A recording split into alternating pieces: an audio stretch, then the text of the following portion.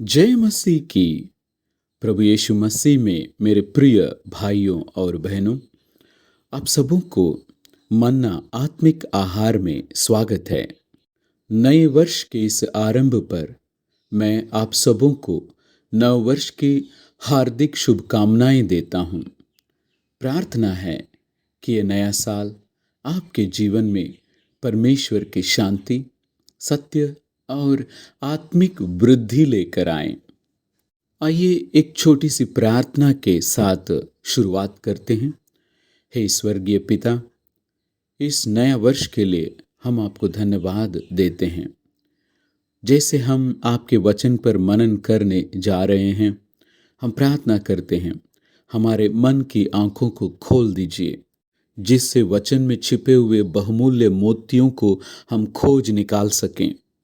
हमें अभिषिक्त कीजिए जिससे हम वचन को गहराई से समझ सकें और उसके अनुसार चल सकें।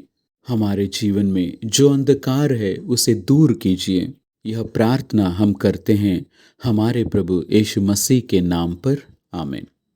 इस वीडियो का शीर्षक है गहराई से गहराई की पुकार, भजन संहिता 42 का 7 पर आधारित। हम सब जानते हैं बाइबल ही विश्वासी को परखने का मापदंड है। परमेश्वर के वचन के अनुसार मैं कौन हूं? क्या मैं एक विश्वासी हूं, या अनुयायी, या फिर शिष्य? क्या इस प्रश्न से आप कंफ्यूज हो गए? तो आइए अपनी समझ नहीं बल्कि परमेश्वर के वचन को इसका उत्तर देने दें। विश्वासी कौन है?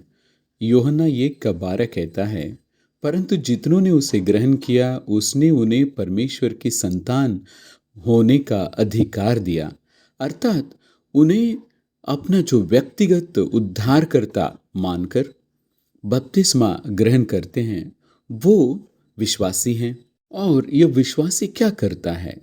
वह कलीसिया जाता है, कलीसिया के कर्तव्यों को पूरा करता है, सेवकाई में भाग लेता है और इसी में संतुष्ट रहता है और सोचता है कि मैं स्वर्ग राज्य में प्रवेश करने के लिए सब कुछ कर चुका हूं, मैं योग्य हूं। अनुयायी कौन है? अनुयायी एक कदम आगे बढ़ता है। वो परमेश्वर के वचन को रोज पढ़ता है, मनन करता है, परमेश्वर के वचन का ज्ञान उसमें भरा रहता है। शिष्य कौन है? शिष्य वचन पढ़ता है, वचन को समझता है, वचन के अनुसार चलता भी है। वो पुरानी मरी हुई जिंदगी को छोड़ देता है, पाप के मार्ग को त्याग देता है, अंधकार को पीछे छोड़कर वो नई जिंदगी में प्रवेश करता है जो परमेश्वर उसे दिखाते हैं। स्वर्ग का मार्ग चौड़ा और सुविधाजनक नहीं है। यह एक संकरा और कठिन मार्ग है जिस पर चलना प्राय दुख, पीड़ा और आंसुओं से होकर होता है। इतिहास गवाह है कि इस मार्ग पर चलते हुए अनगिनत विश्वासियों ने अपने प्राण गंवाए हैं। शहादत कोई अपवाद नहीं बल्कि सच्चे विश्वास की पहचान रही है। यीशु मसीह के पहले आगमन के समय एक गहरी और पीड़ादायक सच्चाई प्रकट होती है।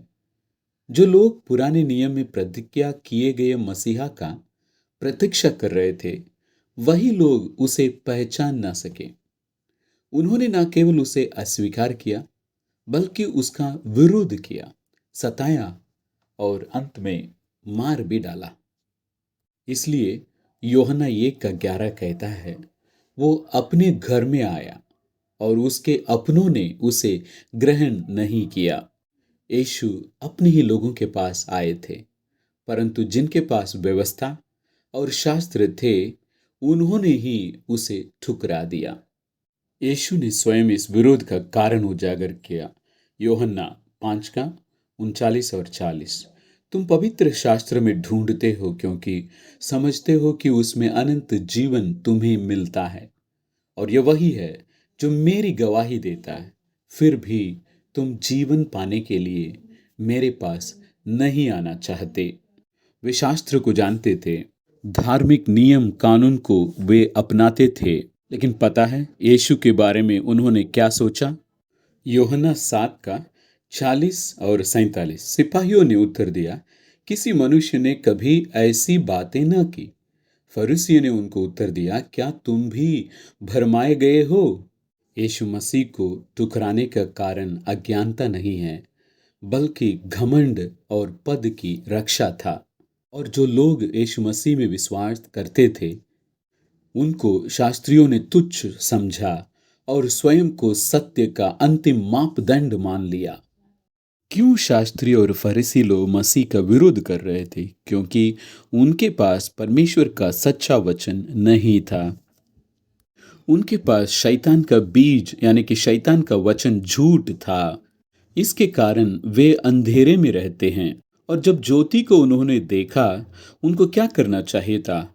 सब कुछ को छोड़कर, अपने पुराने जीवन को छोड़कर मसीह के पास जाना था, जिसको उन्होंने नहीं किया। वे अंधेरे में ही रहना पसंद किए। बाहरी रूप से धार्मिक और अंदर से वे शैतान के झूठे वचन को प्राप्त किए हुए थे। जैसे हम जानते हैं, परमेश्वर का वचन दोधारी तलवार है और परमेश्वर का वचन ही हमें न्याय करता है। जब यह तलवार चलता है, सच्चे मन वाले पश्चाताप करते हैं, झूठे मन वाले क्रोधित होते हैं। उदाहरण के लिए समारी स्त्री को ही हम ले लें। उसने यीशु मसीह से बात की, उसका मन परिवर्तन हुआ, उसका जीवन में बदलाव आया। वो दौड़ी गांव में जाके सबको बताई कि यीशु मसीह कौन है। जक्कई को हम लोग देखते हैं, यीशु को भोजन के लिए अपना घर बुलाया था। यीशु मसीह की उपस्थिति मात्र से उसका मन में परिवर्तन होता है। जक्कई ने खड़े होकर प्रभु से कहा, हे प्रभु, देख मैं अपनी आधी संपत्ति कंगालों को देता हूँ, और यदि किसी का कुछ भी अन्याय करके ले लिया है तो उसे चौगुना फेर देता हूँ। तब यीशु ने क्या कहा? आज इस घर में उद्धार आया है। उद्धार कब आता है? मन में जब परिवर्तन आता है। यहूदियों के पास परमेश्वर का वचन था, वे धार्मिक कार्य को अच्छी तरह निभाते थे। बाहरी रूप से उनके समान कोई धर्मी नहीं था, लेकिन उनमें परिवर्तन नहीं आता है। अपने पाप से मन फिराव वे नहीं करते, इसलिए स्वर्ग राज्य से वे बाहर किए जाते हैं। आज हम यीशु मसीह के दूसरे आगमन का इंतजार कर रहे हैं। चर्च जाने से, पूजा पाठ में भाग लेने से, बाइबल पढ़ने से बिल्कुल नहीं, बल्कि अपने पापमय जिंदगी को छोड़कर परमेश्वर को अपनाने से ही हमें उद्धार मिल सकता है।